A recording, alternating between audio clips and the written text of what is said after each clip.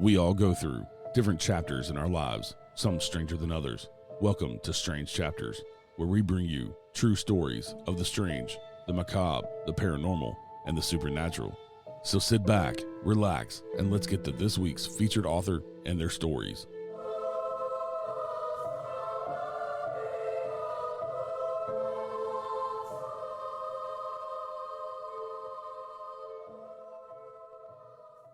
Hey everybody, welcome back to Strange Chapters. I'm your host and narrator, Eric Freeman Sims. Today we have an amazing winter horror story from Michael Kelso's book, Dark Tales of Cryptids and Truck Drivers. You can find all of Michael Kelso's books on Amazon, Kindle, and wherever fine books are sold. So sit back, relax, and let's get strange.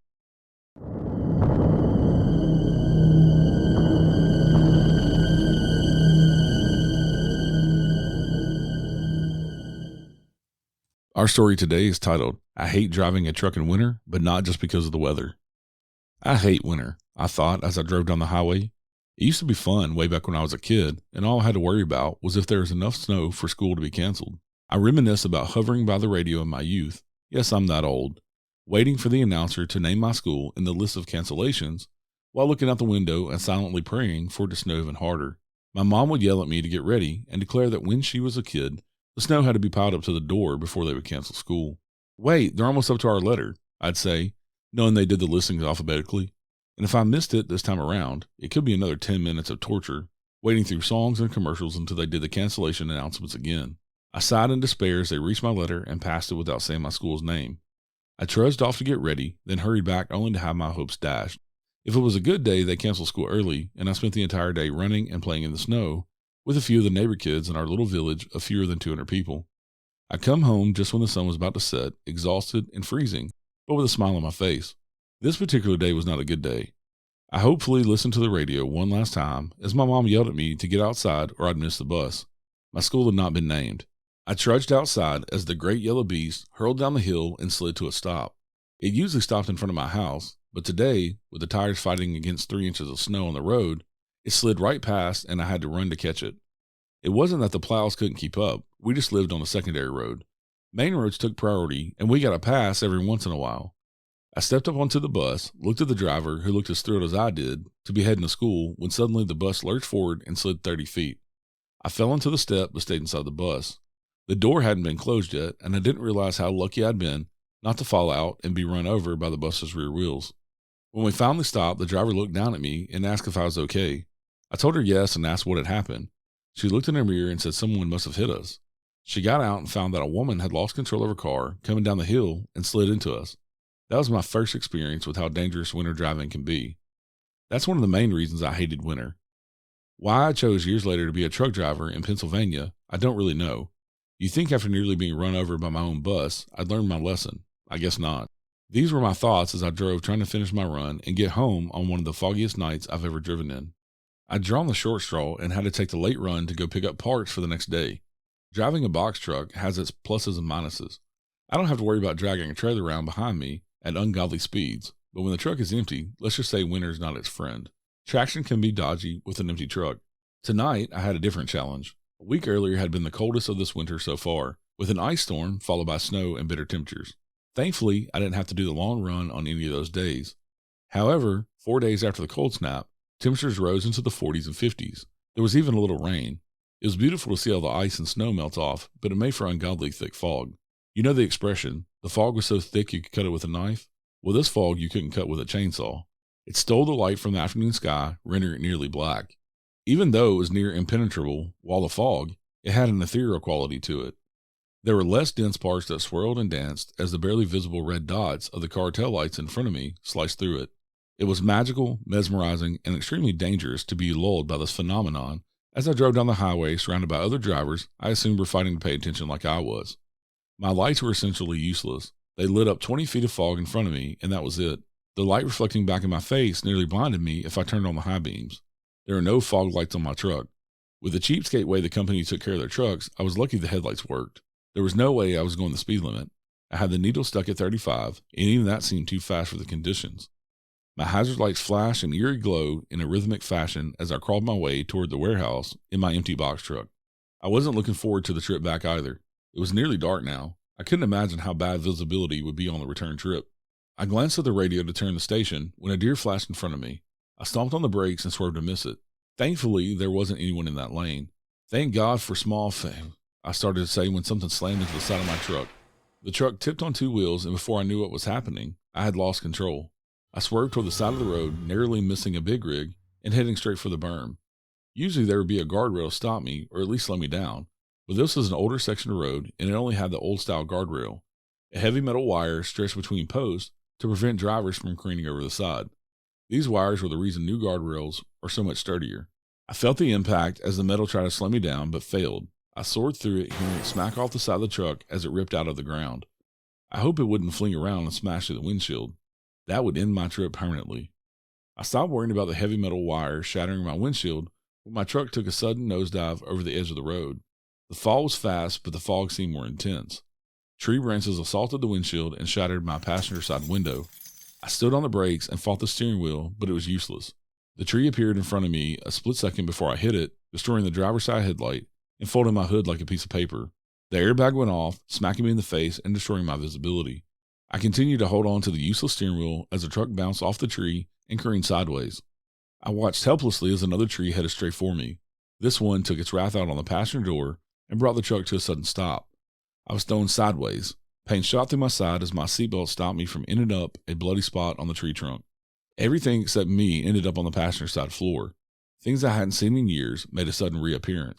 The fire extinguisher, years worth of old chip bags and candy wrappers, and a bottle of soda that I didn't want to guess how long had been there. I paused and took in a deep breath. Halfway through the pain told me I might have some fractured ribs. The truck was leaning to the side, but not enough that I couldn't unfasten my seatbelt. The pressure on my ribs made me undo it as quickly as possible. I hadn't thought it through though. As soon as I was free, gravity grabbed me and threw me into the passenger seat. I screamed when I landed on my side, hoping I hadn't caused any more damage. My breath came through in ragged gasps as I tried to breathe through the agony. Eventually, I was able to think about anything other than the pain and stared out the windshield. One headlight still valiantly fought against the oppressive gloaming, making the heavy fog glow an eerie yellow. I strained my eyes to see anything in front of me, but it was pointless. All that was there were trees. I looked out of the somehow undamaged driver's window and up at the faint flashes of light from the headlights of cars and trucks driving by on the road, oblivious to my fate. It was a steep bank I had tumbled over, probably 100 feet from the side of the road, down to where the wounded truck and I now lay. The brush and trees didn't look too bad, and the hill wasn't so steep that I couldn't climb it, under normal circumstances. I looked down at the yellow t-shirt I wore that had a red patch that was getting bigger and realized it wouldn't be so easy. I reached in my pocket and pulled out my phone, surprised to find it had received little damage. I thanked God for small favors and called my boss. I told him what had happened and approximately where I thought I was. He was none too happy about the state of the truck, but found solace in the fact that at least I wrecked on the way down when it was empty, rather than on the way back when it would be full of car parts. I should have thought of searching through the underbrush for every little bolt and gasket sent shivers down his spine. He said he'd send a tow truck, then hung up. I realized he hadn't even asked if I was injured. I thought about it for a long minute, then began mentally updating my resume. In the meantime, until the tow truck got here, I decided to climb out of the truck and try to make my way back up to the road. With the fog as dense as it was, I was sure the tow truck would have a hard time finding me. I started for the driver's door when my blood turned to ice. I glanced out the windshield into the gloaming fog and saw something big, slowly coming toward the truck. It was only a shadow lit by the flashing red lights, which made it even eerier to see it glow red as some massive demon-looking creature emerged from the pits of hell, come to devour my soul. It stood upright and the lights reflected in its eyes, making them shine red. It was heading for the truck when its eyes locked on me. It paused, and I found a new definition of fear as the teeth grew into a smile. They also shone red, but I couldn't decide if it was because of the lights or if it had recently gorged on some living thing. I wondered if the deer it had been chasing was still alive. Its slow approach was unnerving. Its form was only half visible as my eyes fought the darkness and fog. As it drew closer, I could see claws on the end of its hands, and the general shape was that of a massive dog walking on two legs. But it was bigger than any dog I'd ever seen. It stood at least 7 feet tall, as the one remaining headlight struggled to illuminate its inhuman form. It was almost to the truck. My mind ran through a list of options, but none of them ended with me living through it, so I dove to the passenger side floor as quickly as possible. I focused on breathing silently, even though my ribs were screaming. I covered my mouth and breathed as little as necessary. I listened intently as the thing approached. I could hear its breath chugging like a steam engine, sitting idle at the station, waiting for a trip to begin. I could smell the stench of death creep over the dashboard as a set of claws reached through the hole in the shattered windshield. I fought to stay as still and quiet as humanly possible as I heard it sniffing the air, searching for me. Liquid dripped from its claws onto my pants. I looked and saw it was dark red. The snout was just visible through the opening. I knew there wasn't much time before the rest of the head would make its horrible appearance and look around inside the ruined truck. Once it did, my life would be over. A second claw appeared, and I clamped on the dash as I felt the creature crawling up the front of the truck. It was only seconds now until it found me. I thought of the things I wanted to do with the rest of my life. Write a book, find a better job, maybe even live until the weekend and have a barbecue. None of those seemed likely now. The creature was almost inside. The stench was horrible, and yet I sat, curling up in a painful ball on the floor in the front passenger seat, sitting in the detritus of years of driving, praying that my life wasn't about to end in a violent, gory fashion. Suddenly, the truck lurched sideways with the additional weight on the hood. The creature paused. Ever so slowly, the truck began to slide backward away from the tree holding it in place. I heard the screech of metal of the passenger door scraping against the tree holding it. The truck slid backwards. I grabbed onto the passenger seat to brace myself as the truck slammed to a stop, hitting another tree. The creature seemed to sense the danger and leaped off the truck to keep from going along on a deadly ride down the rest of the hill. I breathed in a sigh of relief, but it was short-lived as the truck slid further down the hill. I stayed where I was, hoping it was the safest place in the truck if it slid further. Hopelessness overwhelmed me as I waited to see if the truck would continue its slide. Having no idea how far the bottom of the hill was, or if there was a sheer drop in my future. For the moment, it almost made me forget there was a demonic-looking creature still out there lurking, hunting me. I didn't dare move from my spot even if the truck was stable.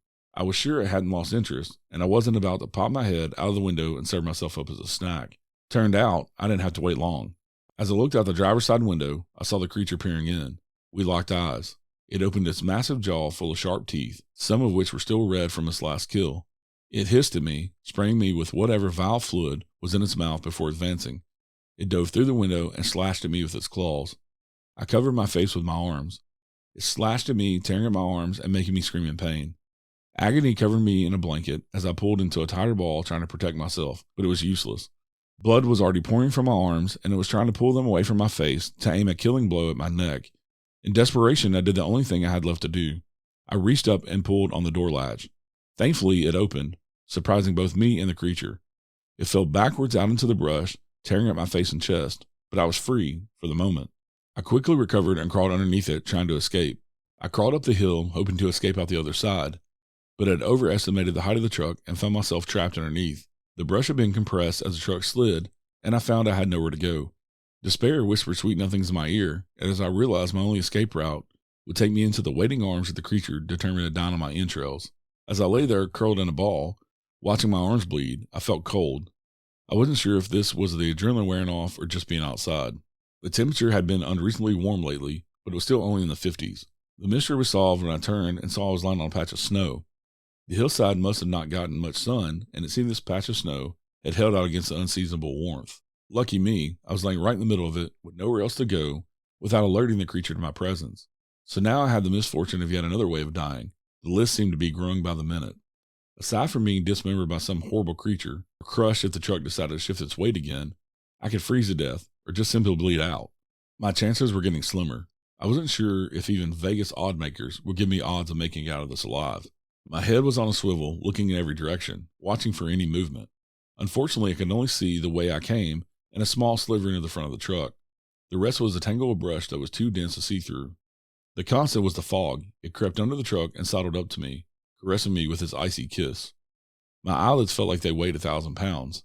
I knew I couldn't fall asleep, but the enormity of the situation was crashing down on me, and my mind was shutting down. My exhaustion dragged me down into the abyss of unconsciousness, and I wanted nothing more than to allow myself to be taken away, close my eyes, and wake up at home in my bed, free of this nightmare. As my brain convinced me this was just an illusion, I saw movement. My eyes tried to focus on it and track it, but my brain wasn't making sense. It seemed there were two creatures now. One was at the front of the truck, and one had climbed inside.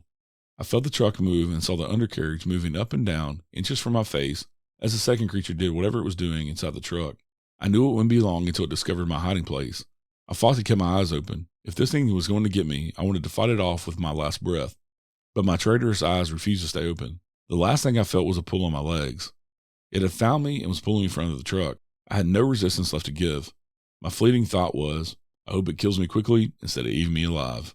I woke to darkness. It seemed warm for a creature's den, but then maybe it had a fire going, and I was about to be the guest of honor at a barbecue. I opened my eyes and looked around. There was a night light in the wall. That seemed very odd for a creature's den.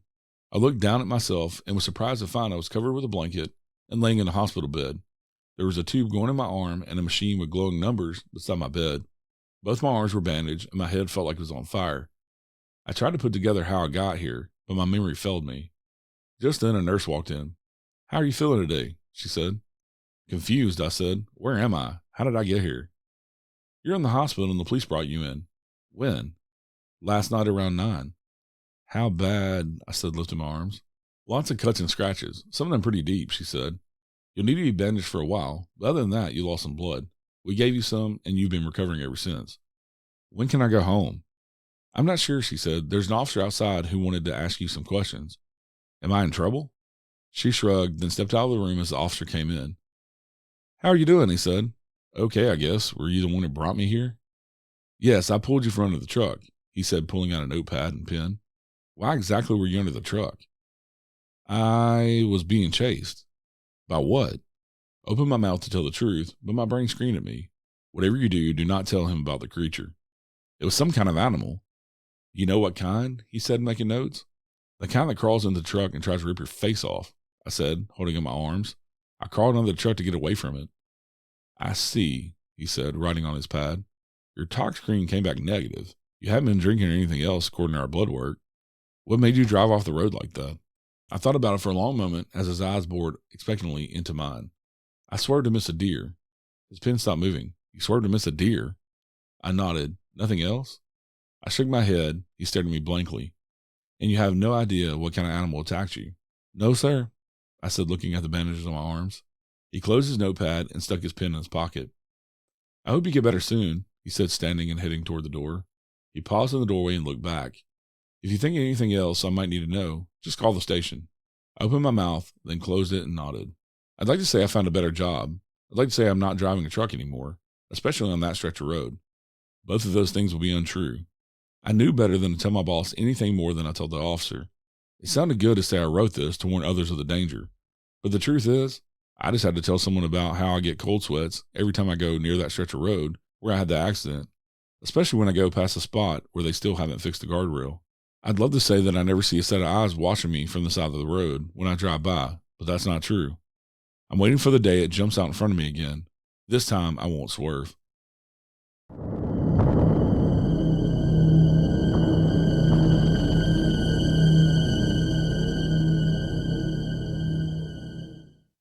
All right, everybody. Hopefully you enjoyed this episode of Strange Chapters. That was from Dark Tales of Cryptids and Truck Drivers from author Michael Kelso. His books are available on Amazon, Kindle, and wherever fine books are sold. I will put all his links in the show notes, as usual. And if you haven't yet, please share, follow, subscribe, review, all those good things on all the social medias and on YouTube for Strange Chapters. Really appreciate it. Helps other people find the show. We will see you next time. So be safe out there and stay strange.